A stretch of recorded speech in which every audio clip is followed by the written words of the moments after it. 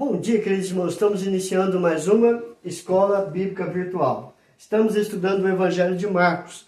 Hoje, capítulo 3, do verso de número 1 ao verso de número 6. O que a palavra do Senhor nos diz? De novo, entrou Jesus na sinagoga e estava ali um homem que tinha ressequida uma das mãos. E estavam observando a Jesus para ver se o curaria em dia de sábado, a fim de o acusarem. E disse Jesus ao homem da mão ressequida: vem para o meio. Então lhes perguntou: é lícito nos sábados fazer o bem ou fazer o mal? Salvar a vida ou tirá-la?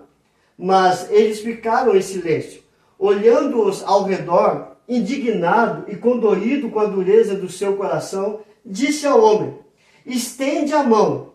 Estendeu a mão e a mão lhe foi restaurada.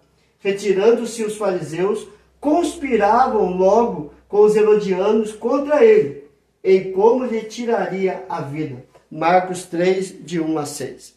O que nós vamos tirar de lições para nós nesta lição sobre a cura do homem da mão ressequida, mirrada ou seca, como eu sei melhor entender? Nós vamos ver, queridos, que há uma diferença entre a religião dos fariseus e a religião que Jesus ensinava, podemos dizer assim, para ficar melhor o entendimento. Quando nós olhamos para a religião, nós vamos ver que temos dois tipos de religião. A Bíblia aponta para dois caminhos, ou seja, vida e morte.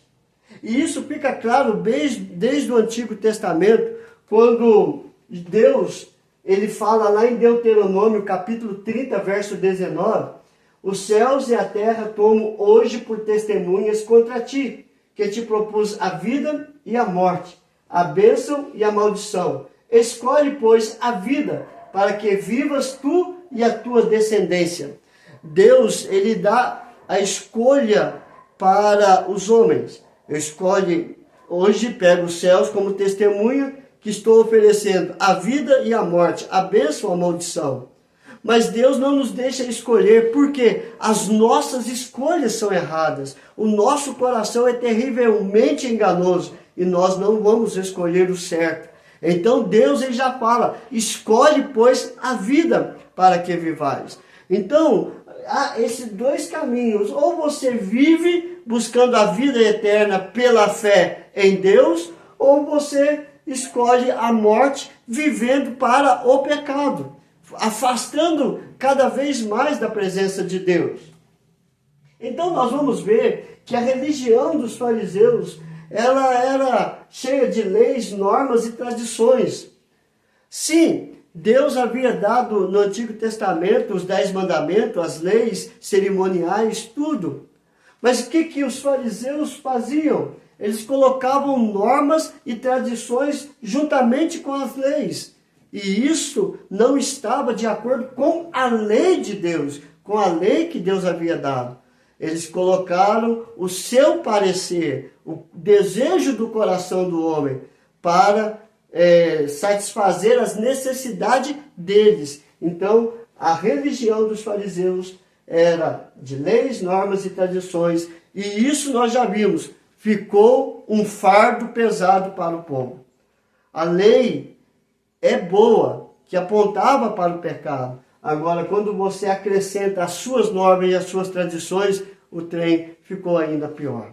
Desta forma, nós vamos ver que os ensinos de Jesus, e olhando para a religião, os ensinos da religião de Jesus, ela mostra o quê? Amar e servir a Deus e ao próximo. Deus pega a lei de Deus do Antigo Testamento e resume em duas: amar a Deus sobre todas as coisas e o próximo como a ti mesmo. Amar, perdoar, servir uns aos outros, servir a Deus. Isso não se torna um fardo pesado, mas sim uma maneira de viver para a glória de Deus. A religião dos fariseus, um fardo pesado de lei, normas e tradições. A religião que Deus quer que nós venhamos a viver é amar a Deus e amar ao próximo como a nós mesmos. Segunda lição que nós vamos tirar: quais os 3 compromissos do ministério de Jesus? A vida de Jesus, ela é pautada por oração, jejum, uma profunda intimidade com o Pai. E nesta profunda intimidade com o Pai, ele deixa transparecer 3 compromissos interessantes. Em primeiro lugar, vemos a responsabilidade com a casa de Deus. Sei que a Bíblia fala que Deus não habita em templos feitos por mãos humanas. O nosso corpo é templo do Espírito Santo. Mas ele permitiu criar a sinagoga, o templo, para que possamos viver em comunhão, para que possamos estar ali aprendendo as Escrituras Sagradas. E Jesus Cristo, ele tinha uma responsabilidade com a casa de Deus. Em Marcos 3:1 diz: de novo entrou Jesus na sinagoga, e estava ali um homem que tinha ressequida uma das mãos. Marcos 3:1. O lugar da casa de Deus era costume de Jesus estar ali, como nós vemos em Lucas capítulo 4, verso 16.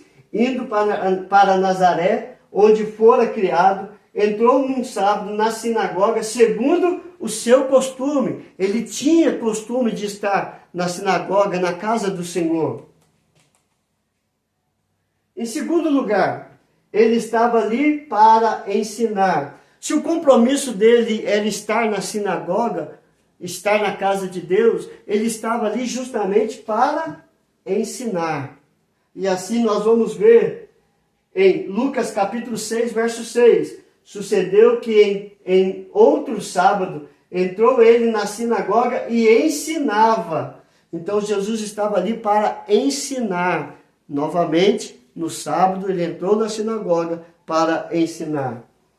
Ele veio justamente para pregar o Evangelho, ensinar o Evangelho. Jesus é a mensagem do Evangelho. Marcos 1,38 diz: Jesus, porém, lhes disse: vamos a outros lugares, às povoações vizinhas, a fim de que eu pregue também ali, pois para isso é que eu vim. Eu vim para pregar, eu vim para ensinar a palavra do Pai, a palavra de Deus.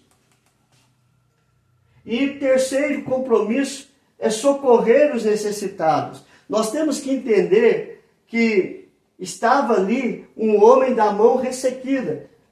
E ele chama esse homem, vem para o meio. Marcos 3:3. O que tem a ver isso com socorrer os necessitados? O ministério de ensinar anda lado a lado com o ministério de socorro.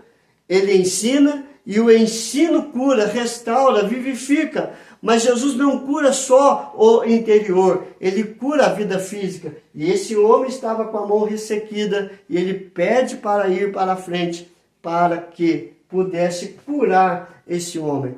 O ministério de ensino e o ministério do socorro andam juntas. Em Lucas capítulo 4, verso 18, Cristo diz: o Espírito do Senhor está sobre mim, pelo que me ungiu para evangelizar os pobres, enviou-me para proclamar libertação aos cativos e restauração da vista aos cegos, para pôr em liberdade os oprimidos. Ele estava lendo Isaías e ele diz: hoje se cumpre essa profecia, eu estou aqui para ensinar, evangelizar os pobres, enviou para proclamar, ensinar libertação aos cativos, restaurar vista aos cegos, ou seja, curar, e pôr em liberdade os oprimidos. Ministério de libertação. O ensino e socorro andam juntas. E quais eram os ensinos dos fariseus? Em primeiro lugar, eles não viram o homem necessitado, mas apenas uma oportunidade de perseguir a Jesus. Os fariseus iam lá para ver se havia algo para condenar a Cristo Jesus. E fica claro, em Marcos 1:2 diz: e estavam observando a Jesus para ver se o curaria em dia de sábado, a fim de o acusarem. Acusar por quê? Lembra que eu falei que as leis, as normas e as tradições, eles acrescentaram no sábado, na lei de guardar o sábado, 39 ritos que não estavam na lei de Moisés. E uma delas era que se curar no sábado era pecado mortal. Então eles estavam ali observando a Jesus para ver se curaria, a fim de o acusar de pecado mortal.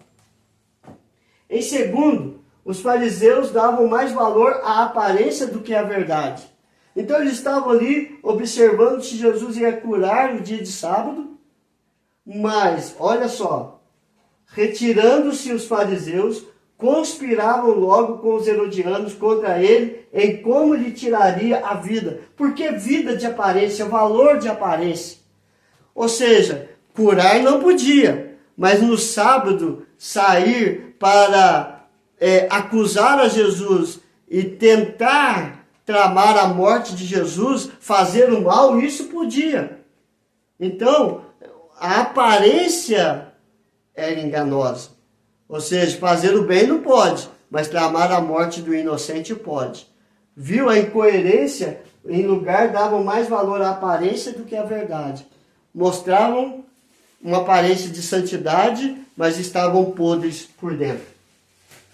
Em terceiro lugar, valorizavam mais a vida de um animal ao ser humano. Mateus capítulo 12, verso 10 a 12. Achava-se ali um homem que tinha uma das mãos ressequidas, e eles então, com o intuito de acusá-lo, perguntaram a Jesus: é lícito curar no sábado? Ao que lhe respondeu: qual dentre vós será um homem que, tendo uma ovelha, e num sábado, esta cair numa cova, não fará todo o esforço tirando-a dali?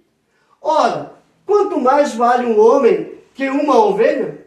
Logo, é lícito nos sábados fazer o bem. Eles valorizavam tirar uma ovelha do buraco no sábado, mas para curar uma pessoa não. Eles tinham os valores materiais, mas os valores humanos não tinham nenhum valor. Quarta lição: quanto vale uma vida para Jesus? Em primeiro lugar, a vida humana vale mais do que o legalismo humano religioso.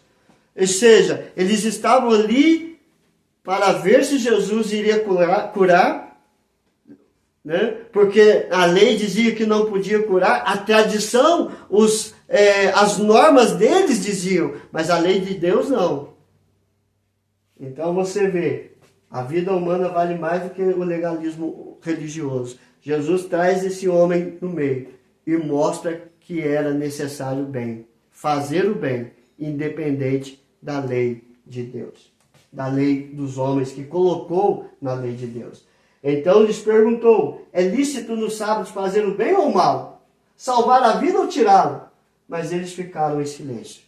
Então Jesus mostra para ele que fazer o bem está acima do legalismo humano. Segundo, uma vida vale mais do que bens materiais. Eles valorizavam mais a ovelha do que o ser humano.